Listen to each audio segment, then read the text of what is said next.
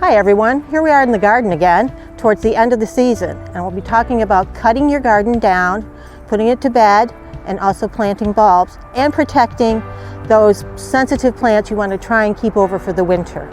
The first thing that we've been doing here in the garden is cutting down the coneflowers and the black-eyed Susans, and we cut them down to at least 1 inch to a 1/2 inch, maybe 2 inches.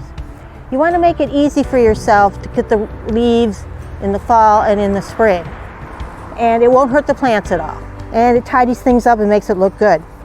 Roses, on the other hand, you should not prune until they're dormant, and sometimes they don't go dormant until January, so I would wait till spring to do any pruning on roses because they'll keep blooming until snow falls or we get a hard freeze in the 20s. See there too, these we don't cut down either. The sedum will brown off, and then you can cut them down right to the ground, no problem. Same with the phlox. The phlox is still blooming, the bees are still liking it, so we're going to keep these guys for a little while. The brown-eyed Susans over there are ready to go, and we've started to cut those down today. This we're going to leave for a while, not looking too bad, but when it comes time we'll cut it down. Geraniums are here temporarily. They're looking pretty good, but when we're done with them, we'll yank them out and put them away. Over here, the dahlias. The dahlias are cut down only after the frost blackens the foliage. So we need a hard frost in order to do that. But they'll continue to bloom for a long while. Then you dig them up and store them for the winter.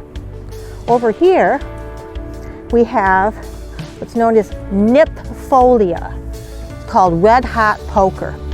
And it's zone 6, but I'm trying to keep it here in zone 5. So what I'm going to do is I'm going to insulate it for the winter. And I'm going to use chicken wire. And the chicken wire, you can cut it in half or you can fold it in half, it doesn't matter. And you get a length that will go around your plant, like this.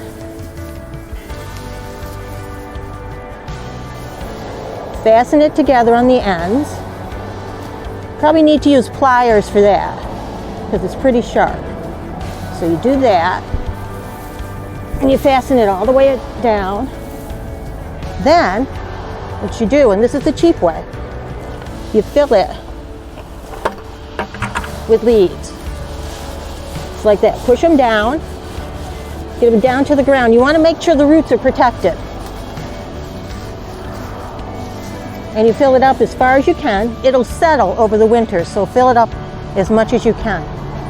Then, in April, take them off and let them grow. And by that time, you should know whether they're going to survive or not. If we have something like 25 below, they probably won't. But we had 2 13 below nights last year, and they survived no problem. So this will be the second winter on these guys.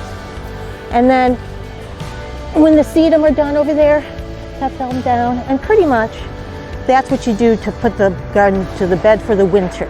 So make sure the things that are cut down you hope you get a nice thick snowfall to insulate everything else. And that's it for the season.